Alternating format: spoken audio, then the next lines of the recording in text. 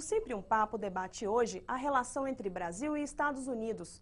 Os professores Paulo Roberto de Almeida e Eduardo Viola e o ex-embaixador do Brasil nos Estados Unidos, Rubens Antônio Barbosa, apresentam o livro Relações Brasil-Estados Unidos, Assimetrias e Convergências.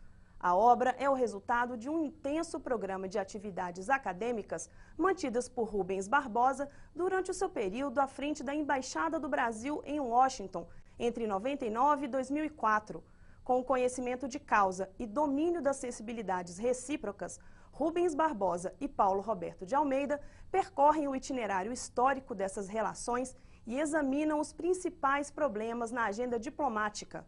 Você acompanha a partir de agora o Sempre um Papo, com Rubens Barbosa. Boa noite, vamos dar início a mais uma edição do projeto Sempre um Papo. Hoje nós fazemos o lançamento do livro Relação Brasil-Estados Unidos, Assimetrias e Convergências, de autoria de Paulo Roberto de Almeida e Rubens Antônio Barbosa, embaixadores. Eu gostaria de convidar o embaixador Rubens Antônio Barbosa, por favor, para compor a mesa.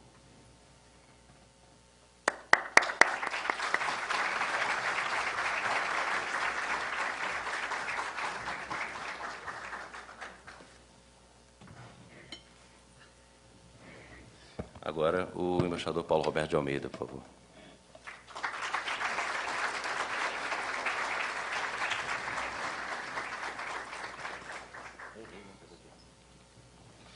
E o nosso convidado especial, professor da UNB, professor Eduardo Viola.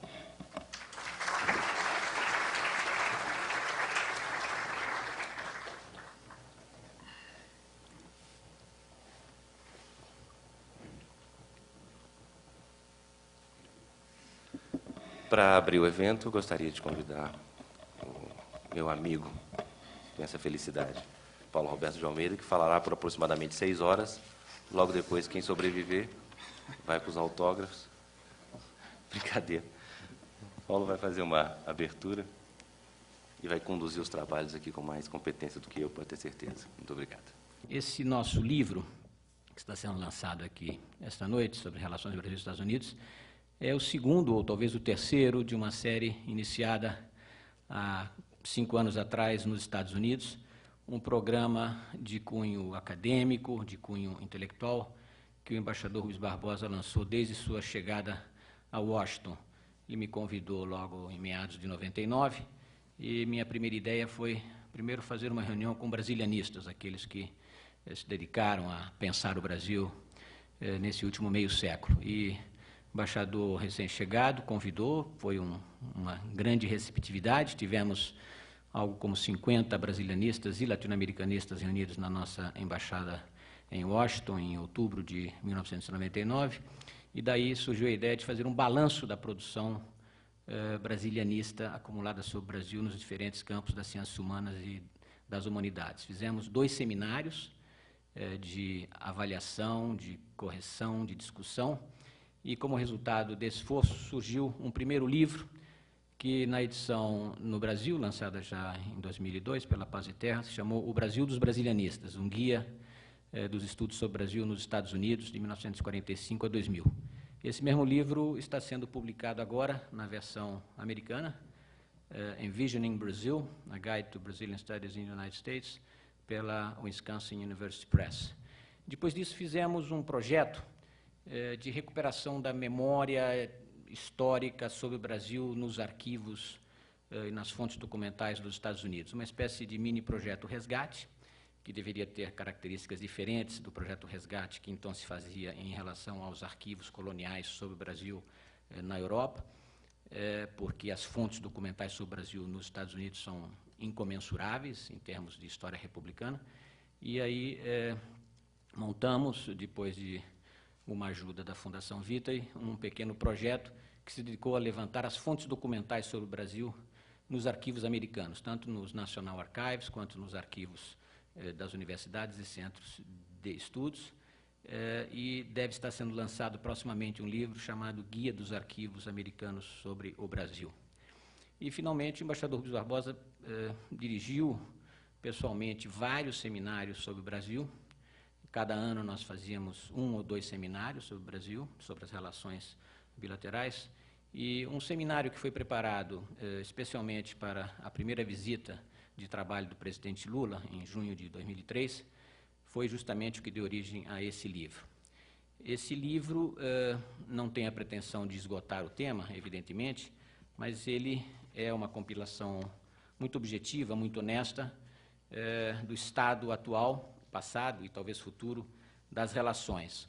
Ele tem uma estrutura que segue a do seminário. Nós fizemos 4 blocos de questões. Um bloco sobre o desenvolvimento histórico das relações político-diplomáticas, um bloco sobre desenvolvimento econômico comparado, um bloco sobre comércio bilateral e negociações comerciais no âmbito regional e multilateral, e um bloco sobre questões de segurança, de relações políticas na região.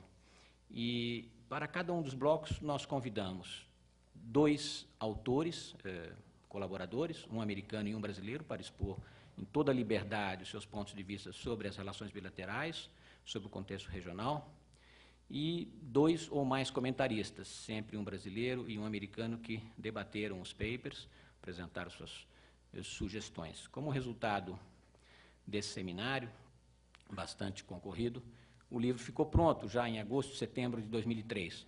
Nós aguardamos um pouco para ver se a ALCA avançava e pudéssemos fazer uma espécie de balanço das relações bilaterais. Como vocês sabem, a ALCA demorou, hoje está dormindo, não sei se o sono do justo, mas os nossos negociadores da ALCA estão caçando moscas, talvez, esperando que ela tenha alguma conclusão como resultado de negociações multilaterais em Genebra, e por isso o livro demorou 1 ano e meio para ser concluído. Finalmente, ao chegarmos à conclusão de que a ALCA não teria uma vida muito breve, atualizamos o livro e concluímos. O livro conta, portanto, com 8 estudos, mais comentários. O professor Eduardo Viola é um dos comentaristas, está aqui em Brasília. Em São Paulo, lançamos o livro na semana passada com a participação de uma outra colaboradora, a professora Eliana Cardoso. E o livro, portanto, preenche esse objetivo de ser uma reflexão muito prática, muito pragmática sobre as relações, e tem esse objetivo de servir a uma avaliação honesta e pretender traçar, talvez, algumas vias futuras desse desenvolvimento. Eu me limito com essas palavras e o professor Eduardo Viola agora fará os seus comentários sobre as relações bilaterais, sobre o estado dos sentimentos americanos ou anti-americanos no Brasil, e depois o embaixador Rubens Barbosa dará a sua visão, o seu balanço sobre os 5 anos que ele passou à frente da nossa embaixada em Washington. Muito obrigado. Professor Viola.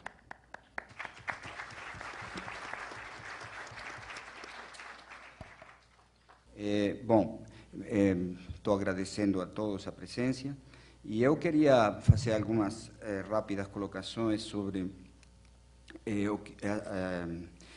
como são as relações Brasil-Estados Unidos neste início do século XXI, embora é um pouco além do comentário, digamos, que eu fiz especificamente no livro, onde eu vejo uma série de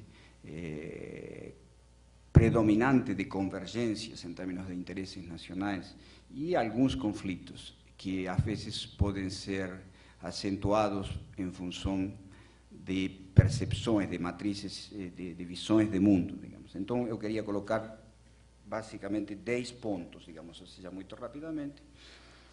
Em primeiro ponto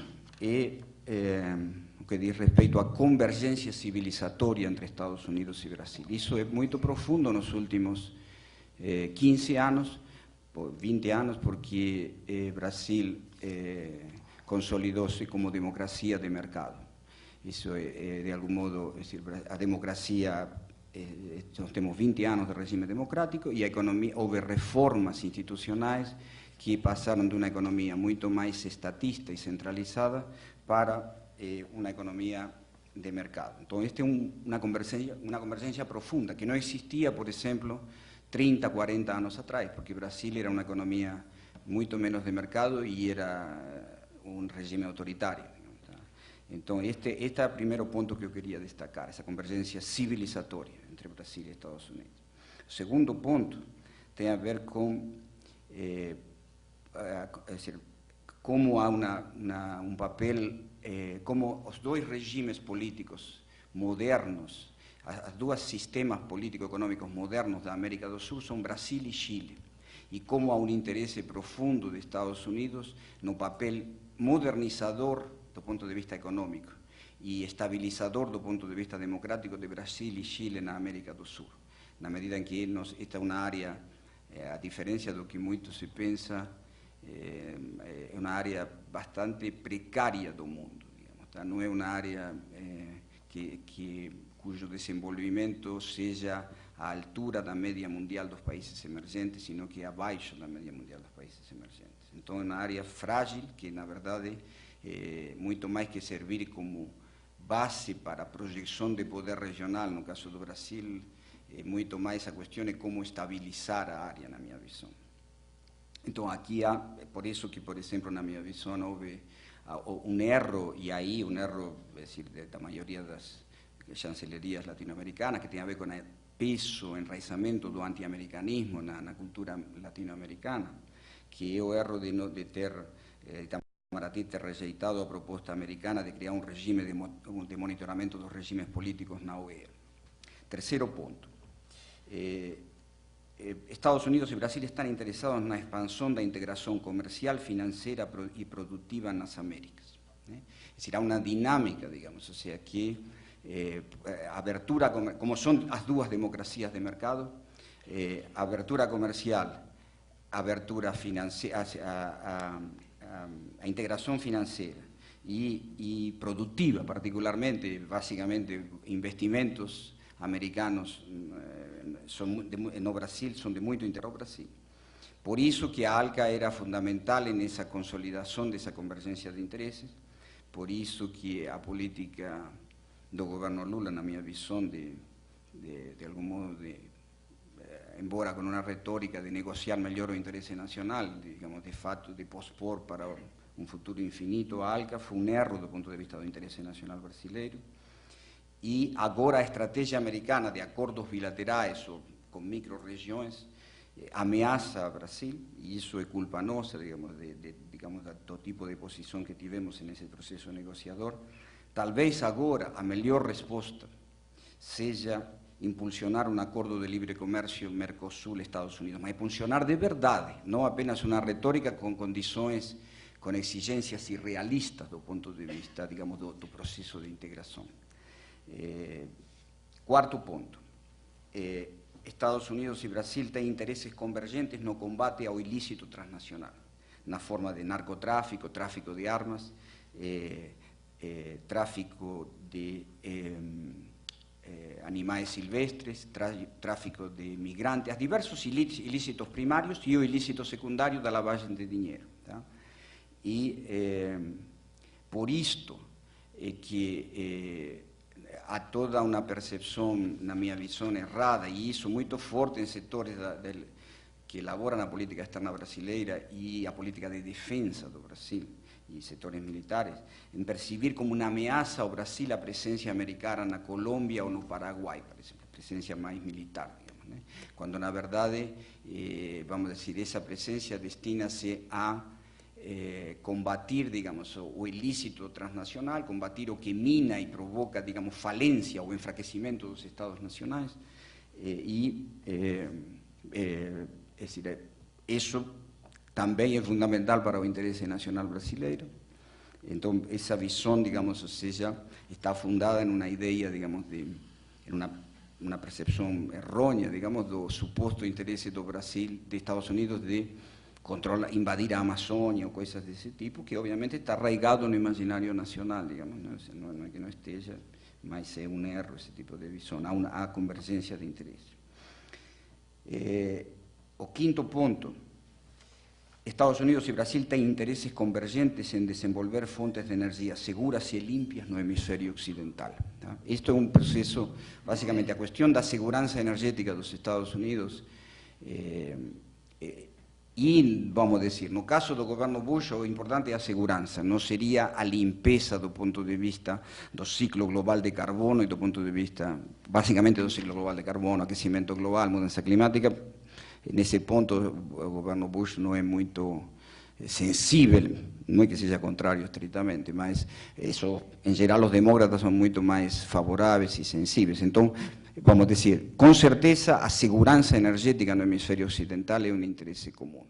Digamos, ou seja, ter um ciclo interno de energia ao hemisfério ocidental que independize de risco, digamos, áreas de alto risco geopolítico e mais remotas como o Oriente Médio ou a própria Rússia, digamos, tá? Mas o segundo ponto, digamos, toda a questão da energia, a decarbonização do sistema econômico e o processo de limpeza de energias mais limpas também interessa profundamente, e claro que a convergência do Brasil seria muito maior vamos dizer, com os demócratas que com os republicanos, digamos, né? Mas e uma coisa muito importante que nós devemos lembrar é que das emissões globais de carbono do Brasil têm uma peculiaridade muito irracional, digamos, que são basicamente 75% derivadas do desmatamento, do uso da terra, e na verdade 25% apenas derivadas da indústria e do uso energético. Então, o sexto ponto é em relação ao regime de Chávez é a principal ameaça ao interesse americano no hemisfério ocidental, né? Uma visão brasileira favorável a Chávez como a política externa de Lula é conflitiva com os Estados Unidos. Há ponto aqui que eu acho que não há uma percepção na política externa brasileira atual de como a ameaça do regime de Chávez, a partir de 2004, a segurança de Estado, por uma série de razões que tem a ver com o preço global do petróleo, a conciliação de Chávez, o fato que Chávez se tornou, junto com Irã, Coreia do Norte, os grandes contestadores, digamos, do status quo e da centralidade dos Estados Unidos no mundo.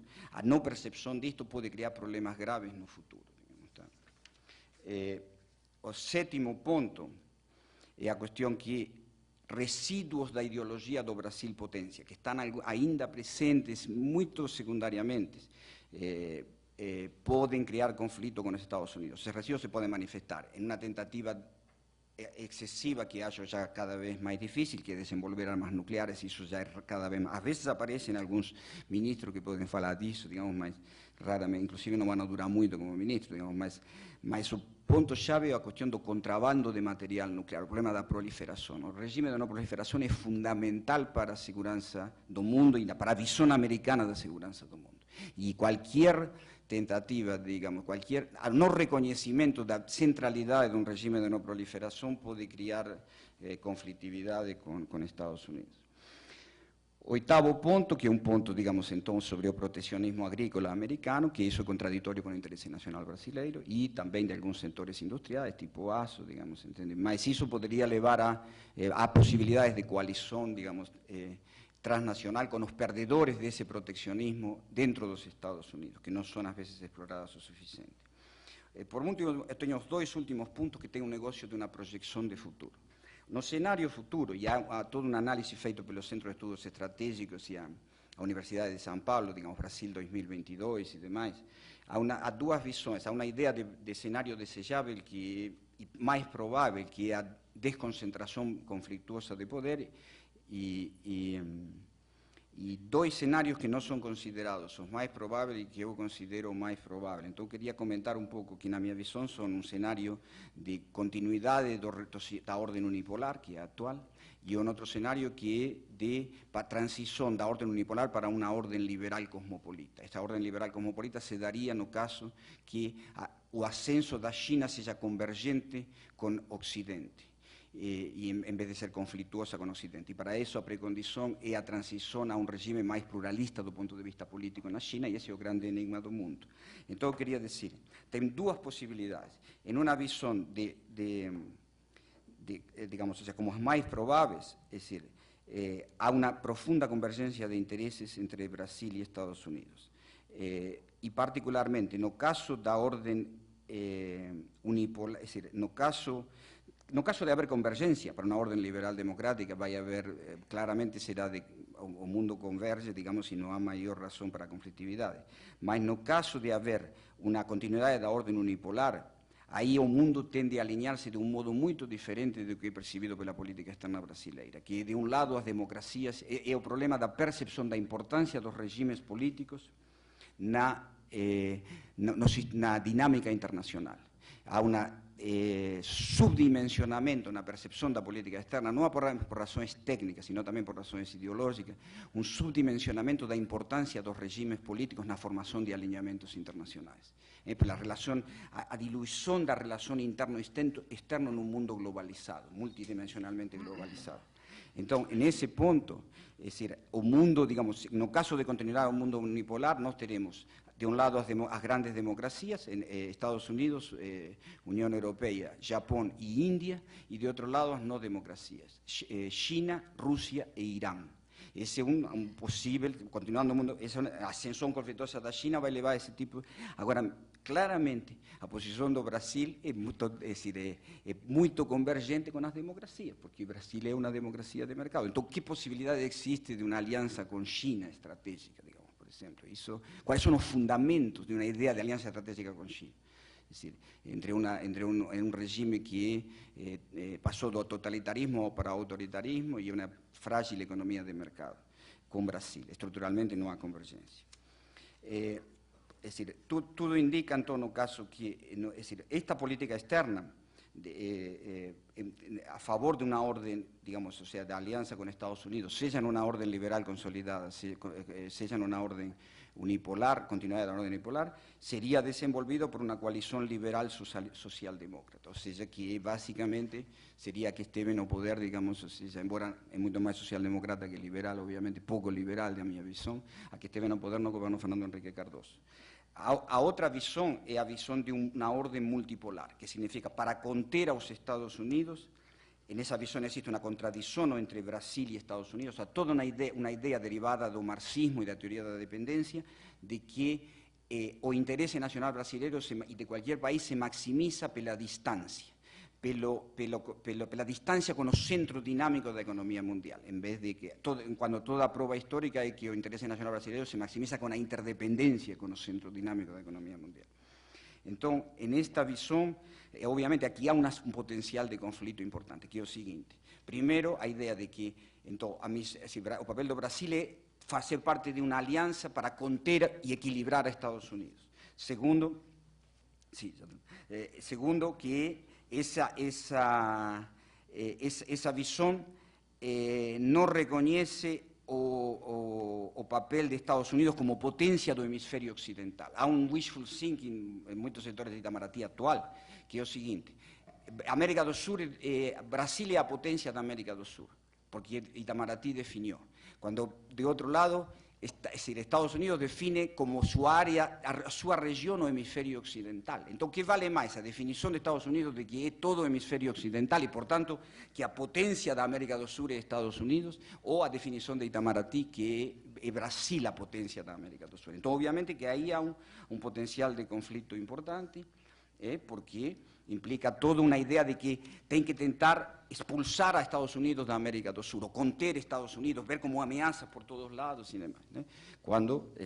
Então, aqui nós temos, e esta é a política externa do governo Lula, digamos que é uma política externa que podemos chamar social-democrata, estatista, e que tende a ver isso, conter a Estados Unidos, ter uma visão de América do Sul como projeção de um poder nacional brasileiro para conter a Estados Unidos. Tudo isso, por sorte, é apenas, não é todo o governo, e, enfim, não se realiza, digamos, ou seja, mas a realidade é isso, aí há um potencial de conflito. Bom, eu concluo por aqui. Muito obrigado.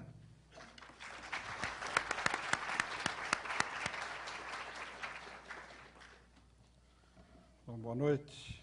Eu vou tentar, em 20 minutos, dar umas pinceladas sobre as relações Brasil-Estados Unidos que eu vivenciei. Evidentemente que muito mais se poderia falar. Eu tinha preparado aqui algumas notas para explicar, colocar a política externa, a política bilateral com os Estados Unidos dentro do contexto da política externa brasileira, fazer a mesma coisa, colocar a política com o Brasil dentro do contexto da política externa americana, mas evidentemente não vai dar tempo. Eu vou me limitar ao relacionamento bilateral. Se der tempo, falo um pouco sobre as relações hemisféricas e nos fóruns multilaterais, e fica para as perguntas essa colocação da política do Brasil, que o professor já resumiu em grande parte o que eu iria dizer. Em primeiro lugar, então, a questão do relacionamento bilateral e como se passou isso nos últimos 5 anos. Não vou fazer nenhuma análise histórica, um resumo do que aconteceu nos últimos 20 ou 30 anos, mais contemporaneamente, mas limitado aos últimos 5 anos. Nesses 5 anos, houve alguns acontecimentos que tiveram uma influência muito grande no encaminhamento dessas relações. Em primeiro lugar, a eleição nos Estados Unidos, com a derrota dos democratas e a ascensão do presidente Bush. Aqui no Brasil, a eleição do presidente Lula. Depois, os acontecimentos que se seguiram ao 11 de setembro, onde uma nova agenda americana está sendo gradualmente transmitida à comunidade internacional. Em terceiro lugar, a guerra do Iraque e a posição dos Estados Unidos nas Nações Unidas. E, em quarto lugar, a política externa do governo Lula nos 2 últimos anos. E eu vou explicar por que eu faço essa diferença do total da relação da política externa Lula em relação aos Estados Unidos e esses 2 últimos anos. Bom, a primeira constatação que eu não me cansava de repetir em Washington a respeito do relacionamento bilateral é que, dos 2 lados, há uma grande falta de informação, um desconhecimento recíproco, preconceitos e estereótipos. Isso resulta em baixa prioridade, um cálculo político nessas relações e a relação baseada basicamente na área econômica financeira. Essa que é a minha visão, em resumo, das dificuldades que os 2 países enfrentam para desenvolver essas relações. O professor mencionou as grandes convergências que existem de interesses entre os 2 países. Eu diria também que existe uma grande convergência de princípios, quer dizer, os princípios democráticos, o princípio de segurança e de justiça social e de prosperidade para a região. Tanto os Estados Unidos como o Brasil baseiam a sua política externa em relação ao hemisfério nesses princípios. Então, há muito mais convergências de princípios, de interesses, do que divergências. Eu vou mais daqui a pouco mencionar as áreas de conflito e de divergência.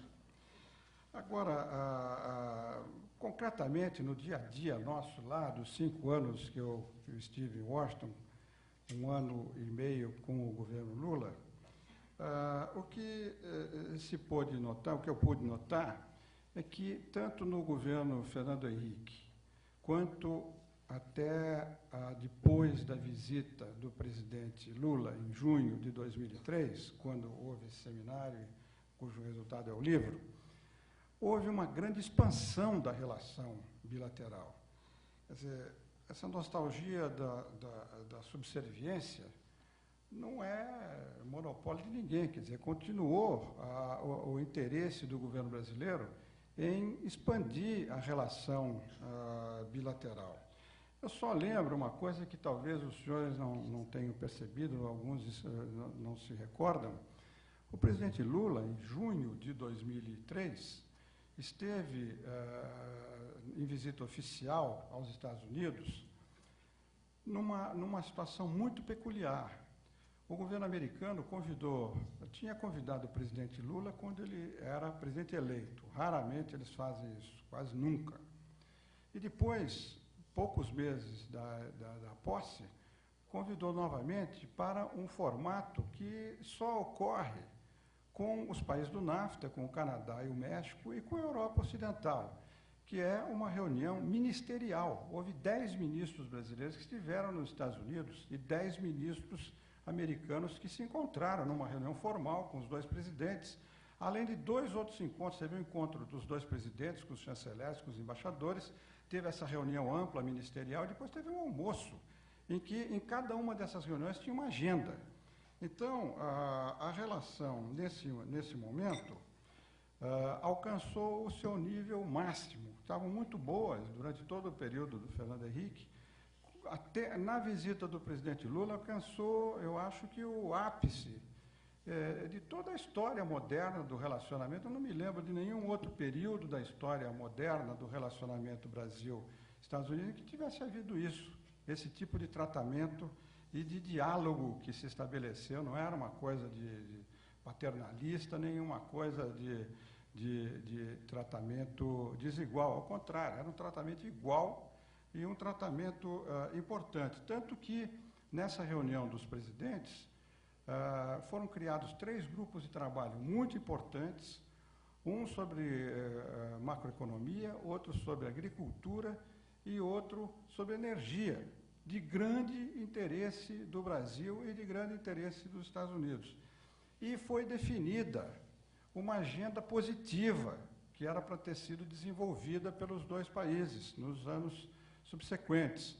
Dizia o presidente Bush que aquele era um framework, era um roadmap, como ele dizia, para os próximos 20 anos do relacionamento Brasil-Estados Unidos. Então, o que eu acho que nós perdemos aí foi uma oportunidade nos 2 anos que se seguiram à visita do presidente Lula, porque não houve continuidade nesse trabalho que foi feito pelo próprio governo Lula. Não era um trabalho feito pelo governo Fernando Henrique, foi um trabalho feito durante o começo do governo Lula e que foi referendado por uma reunião ministerial com os 10 ministros de cada lado. Então, essa situação que eu classifico como, durante essa reunião, como um marco nas relações bilaterais, relações excelentes. Nesses 2 últimos anos, em linguagem diplomática, a relação passou a ser correta. Quer dizer, não houve nenhum atrito, não houve nenhum problema maior, continuou a haver um trânsito muito fluido, porque o diálogo entre os 2 países, por causa das convergências, é muito fácil. Os ministros americanos continuaram a vir ao Brasil, os ministros brasileiros técnicos continuaram a ir aos Estados Unidos, sobretudo a agricultura. O ministro do exterior foi agora, semana passada, depois de 2 anos. Quer dizer, por isso que eu digo que é uma relação correta. Quer dizer, não, em termos diplomáticos, é uma relação correta, é uma relação que não tem aquele algo mais que poderia essa convergência de interesses e de princípios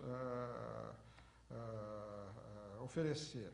Mas é uma relação que continua se desenvolvendo, sobretudo no seu foco principal, que é o econômico-financeiro. Nós vimos aí, a semana passada, nas manchetes, o grande elogio feito pelo secretário do Tesouro americano à economia brasileira, ao ministro da Fazenda.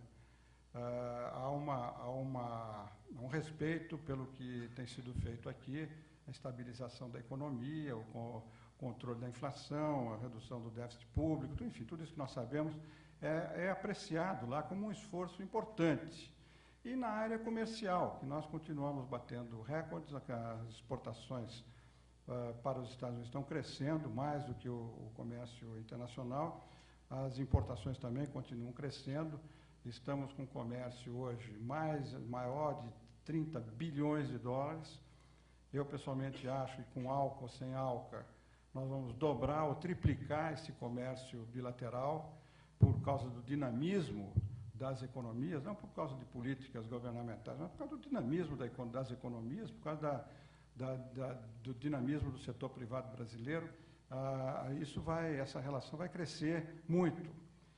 Então, o foco das relações bilaterais está nisso, na relação econômico-comercial e nas épocas de crise na parte financeira, em que os Estados Unidos, sempre que o Brasil precisou nessas duas últimas crises, os Estados Unidos apoiaram claramente o Brasil. Se não fosse o apoio do Tesouro Americano em 2001 e 99, a crise brasileira teria sido muito maior. E eu várias vezes disse a autoridades brasileiras que se a situação econômica se deteriorasse, o que não foi o caso, porque melhorou e continua melhorando a economia internacional, mas se houvesse uma crise, que o ministro da Fazenda não ia falar com o ministro do Togo, nem do ministro do Senegal, ia falar com o secretário do Tesouro em Washington para resolver a crise econômica. Porque nós temos uma relação muito intensa na área econômico-comercial, sobretudo na área comercial, a única área em que há fricções concretas é na área comercial, como todos sabem. Os diferendos bilaterais e multilaterais, quando são levados à OMC, estão aí. O Brasil tem ganhado na OMC diversos desses conflitos com os Estados Unidos. E na área bilateral, nós vamos continuar com esses conflitos. Não há, na minha opinião, no futuro previsível, mudança do Congresso americano em relação ao protecionismo. E uma das razões da paralisia da ALCA, que foi mencionada aqui, é essa. Os Estados Unidos, por razões de política interna, o protecionismo crescente do Congresso americano, se viram impedidos de avançar numa negociação séria e equilibrada, essa é a palavra que deve ser usada, equilibrada com o Brasil.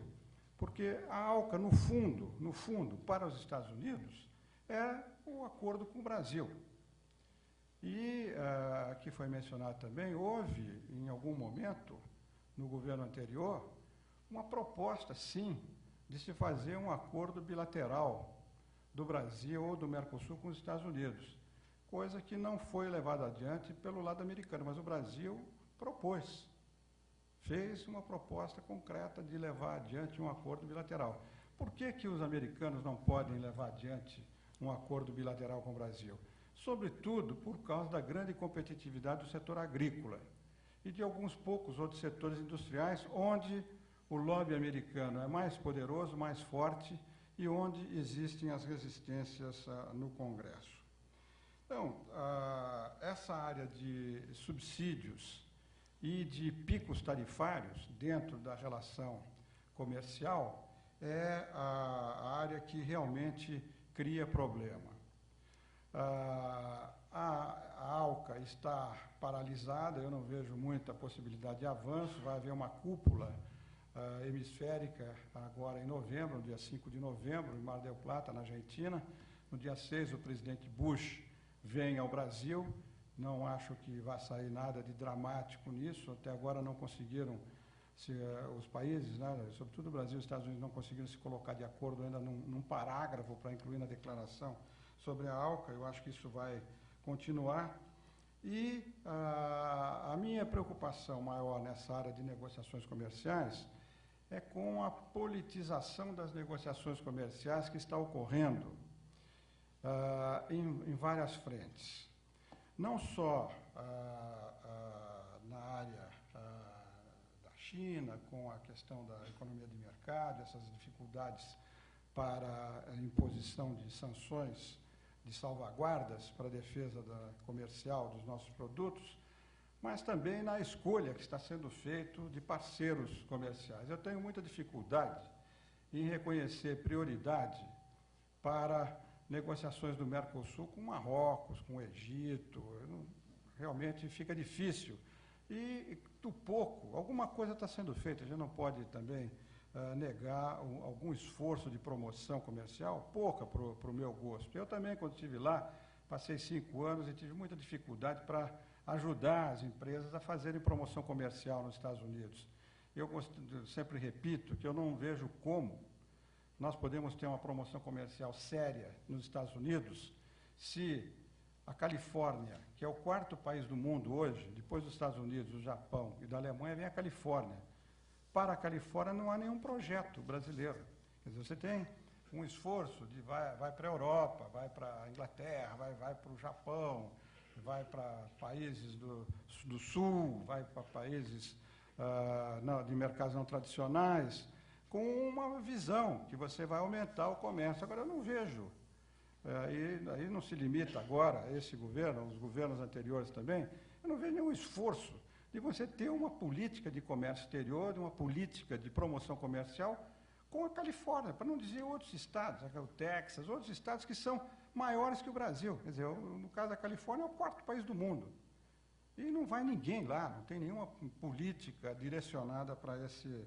Aí que é o problema da falta de informação, que eu me referi no começo. Quer dizer, as pessoas não têm ideia do volume, da importância que existe nesse comércio.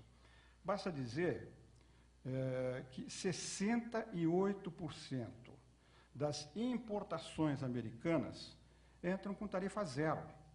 E nós ficamos perdendo tempo aqui em brigar, eu acho que a gente tem que brigar, mas não deve perder tempo com isso, para defender uma coisa que eles não vão abrir, que é o suco de laranja, é o aço, é todo esse contencioso que não vai mudar, enquanto nós temos 68% de produtos que entram com tarifa zero.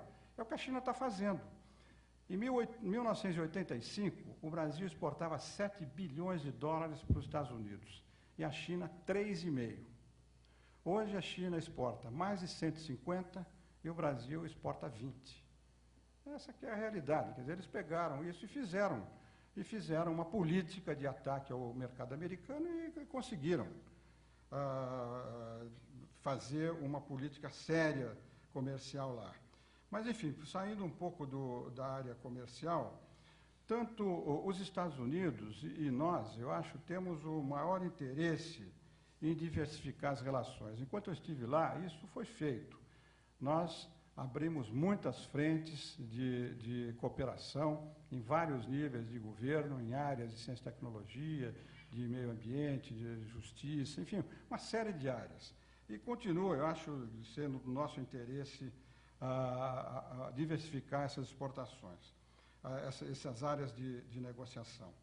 Um outro fato que duas observações que já são produtos do meu trabalho lá e de conclusões que eu tirei do trabalho diário lá nos Estados Unidos. O primeiro, que o Brasil é o único dos grandes países, China, Rússia, Índia, sem uma estratégia coerente junto à comunidade decisória de Washington. Como há essa falta de informação, há preconceitos, há estereótipos, nós não temos uma política de penetração do Brasil e de esclarecimento sobre as realidades brasileiras. O Paulo se referiu ao trabalho que nós fizemos lá. Logo que eu cheguei lá, a primeira constatação que eu fiz foi essa, que nós não tínhamos nenhum lugar onde se discutisse o Brasil. Há anos não, nunca teve. E a primeira providência que eu fiz foi tentar criar uns centros de estudos em Washington e Nova York. E no primeiro ano meu, em 99, entre 99 e 2000, eu levantei, junto a empresas americanas, $1,4 milhão e nós criamos 3 centros de estudos nos Estados Unidos. Um centro de estudos na Georgetown University, um programa do Brasil no Woodrow Wilson Center, que é uma instituição muito respeitada, acima de partidos políticos lá, e um centro de estudos brasileiros na Columbia University. Foram os primeiros lugares onde o Brasil passou a ser discutido. Nós tivemos períodos em Washington que toda semana nós tínhamos uma discussão sobre o Brasil. Isso é uma coisa que todos fazem lá, porque lá, Washington hoje é o centro do mundo. Pode não gostar, pode achar que é errado, que pode querer destruir, pode ser o que se quiser, mas esse é o fato, existe lá. E ou você tenta influir lá os acontecimentos, ou você está fora do jogo. Então, o Brasil, é o único dos grandes países que tem uma estratégia junto à comunidade decisória. Nós procuramos, eu passei por lá, procurei fazer a minha parte, deixei lá, continua. E estou ajudando aqui do Brasil. Outro dia fizemos um almoço lá em São Paulo para tentar arrecadar recursos de empresas brasileiras para financiar esse centro lá, onde o Brasil é discutido. E é importante isso na capital do país mais poderoso do mundo. Outro comentário, que é resultado da minha contato diuturno lá com o governo americano, é que há uma aparente, aí eu não falo pelo governo americano, aí é uma observação que eu faço a partir dos contatos que eu tive lá, não sei, pode não corresponder à realidade, mas me deu a impressão de haver uma aparente disposição de não singularizar o Brasil como fonte principal da oposição aos Estados Unidos nas Américas. Quer dizer, há uma perfeita consciência lá da posição do governo brasileiro. Quer dizer, quando a gente vê nas entrevistas, nos discursos, as prioridades do governo brasileiro, os outros também leem, os diplomatas americanos, é capaz de ter algum aqui escutando, acompanham isso, é a função nossa acompanhar e reportar o que acontece. Quando a gente lê na Veja da semana passada, quando perguntado quais são as prioridades da política externa brasileira, a resposta do nosso ministro foi: as prioridades, vou ler, as prioridades são a América do Sul, o reforço do Mercosul, a aproximação com a África, a cooperação com os grandes países em desenvolvimento, o reequilíbrio das negociações da ALCA e a reforma da ONU. Quer dizer, você bota aí 6 ou 7 pontos, isso aí é textual, eu não estou... Mas basta ler os discursos. No dia do diplomata tem um discurso do presidente, tem um discurso do ministro, e aí, entre parênteses, só que eu não quero entrar, que eu não tenho tempo aqui para entrar nisso, mas eu acho que isso é resultado de uma visão de mundo, como o professor estava dizendo. Quer dizer, se vocês olharem esses discursos, eu tirei algumas frases desses discursos do dia do diplomata, está na homepage do Itamaraty. Quer dizer, nesse alto nível, eu vou só citar 3 frases que mostram a visão de mundo e tudo daí é consequência, inclusive a relação com os Estados Unidos. Diz, como o professor mencionou, em um dos discursos é dito que a política externa brasileira está aí para criar condições para enfraquecer o unilateralismo e fortalecer o multilateralismo. Está dito isso. 2, que a política externa, a política do governo, se recusa a fazer um ajuste à situação atual, que a política externa visa a ajudar a transformar o mundo. E 3º, que a política externa está sendo levada a efeito para contribuir para uma nova geografia política, econômica e comercial, com a mudança do eixo do comércio exterior brasileiro, dos Estados Unidos e da União Europeia para os países do Sul. Então, aí nós vemos isso tudo, aspas, fecha aspas agora. Isso tudo mostra as prioridades, quer dizer, daí o demais é decorrência. Então, se nós temos hoje uma relação não excelente como era até a viagem do presidente Lula, em junho de 2013, e temos uma relação correta, é porque a ideia do governo, dos formuladores da política do governo, é essa que eu mencionei. Quer dizer, claramente, não é uma prioridade você ampliar o diálogo, a cooperação, mas manter uma relação correta, que não se deteriore, que não se crie problema e que se amplie a relação comercial, que é o que nos interessa. Então, eu acho que o Brasil, em relação aos Estados Unidos, aqui no hemisfério, tem uma posição muito especial. Não dá para a gente entrar em detalhe aqui, mas o Brasil é ouvido, e no meu tempo era e continua, imagino que continue agora. É ouvido. Nós não íamos lá, ou eles não vinham aqui, para dizer como devia ser a nossa relação com a Venezuela. Não, eles vinham ouvir o que o Brasil achava.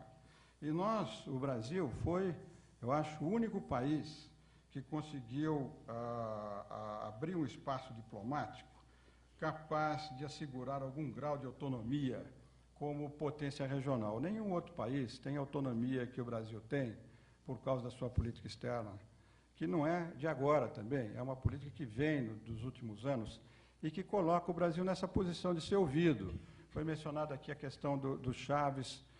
Eu concordo que o Chaves hoje, tirando Cuba, que é um problema de política interna americana, é talvez a principal ameaça, não por bravatas ou por palavrório, mas porque tem o petróleo. E se houver uma descontinuidade do petróleo, do fornecimento de petróleo para os Estados Unidos, que são 15% do consumo, da importação americana de petróleo, se houver uma descontinuidade, evidentemente os Estados Unidos vão aplicar a doutrina de segurança nacional, que muita gente cita, mas poucos leram. A política de defesa de segurança nacional americana, a doutrina de segurança nacional, diz que os interesses americanos serão defendidos não pelo Departamento de Estado, mas pelas Forças Armadas. Está dito, escrito lá. Então, e aí a questão do preemptive attack, tudo isso que está dentro da... O Chaves é efetivamente a principal ameaça por causa do petróleo, não por outras coisas. Mas, no caso da Venezuela, o Brasil teve um papel muito importante, que começou com o governo anterior e continuou com o governo Lula, e que foi o apoio que nós demos para aquela transição depois do referendo.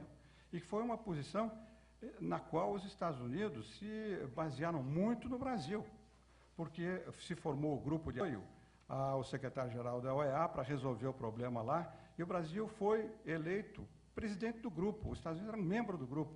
E eu assisti a algumas dessas reuniões, havia um diálogo e que o Brasil era respeitado, era ouvido dentro disso. Eu não vou me alongar em outros casos, como Bolívia e Paraguai, tudo problemas setoriais em que o Brasil é ouvido. Para terminar, eu queria mencionar uma outra constatação que eu tive, que eu fiz no período em que eu estive lá, já mais para o final, depois de 5 anos, e já no governo Lula, começou com o governo Fernando Henrique e continuou durante, pelo menos, a minha permanência lá, no primeiro ano do governo Lula.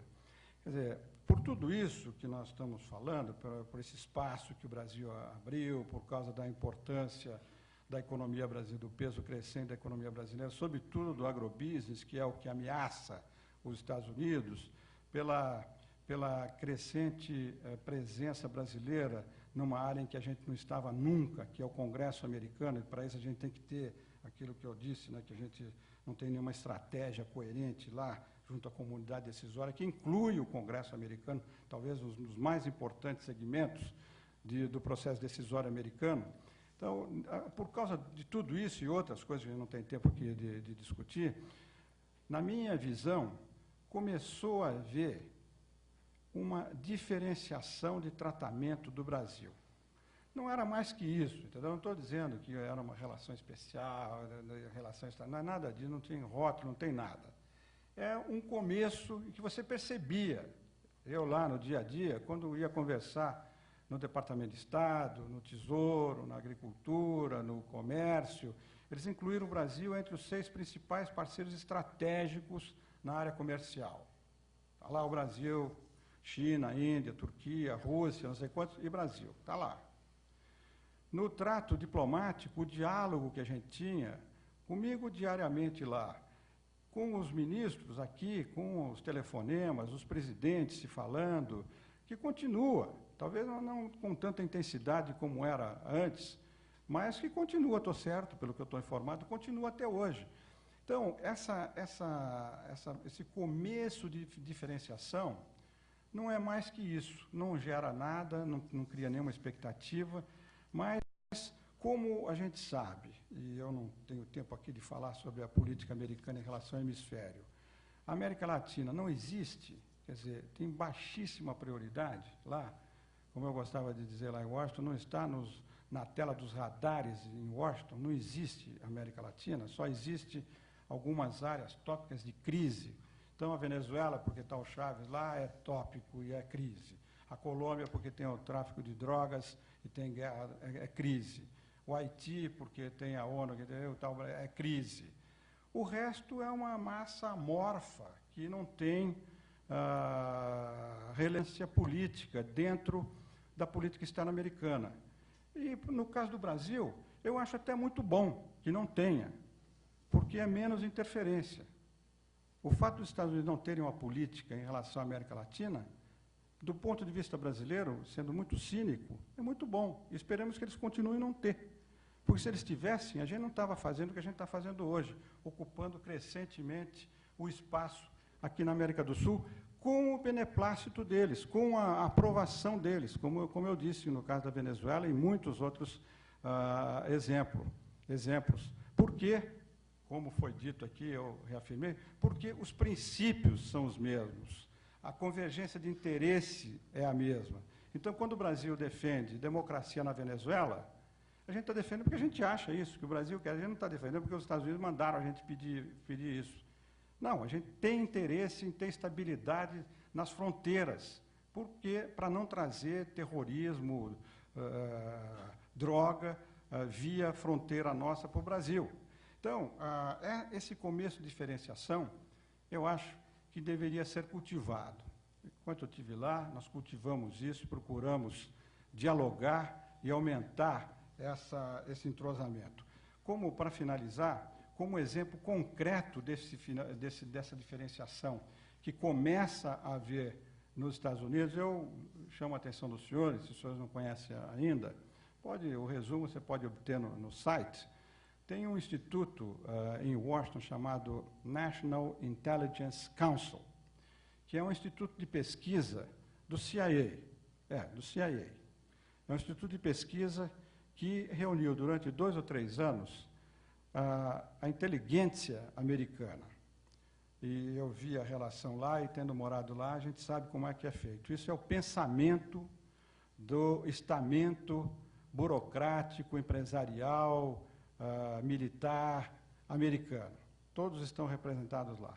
E eles fizeram, esse National Intelligence Council, fez um estudo que é uma projeção da visão americana do mundo até 2020. E 2 conclusões, e com isso eu encerro. Em 2020, no cenário americano, os Estados Unidos continuarão como uma superpotência, com grande influência, mas com um poder que começa a ser diminuído, porque começam a aparecer 2 outras grandes potências. Essa é a primeira conclusão do estudo. A China e a Índia passam a ser 2 novas superpotências políticas e econômicas.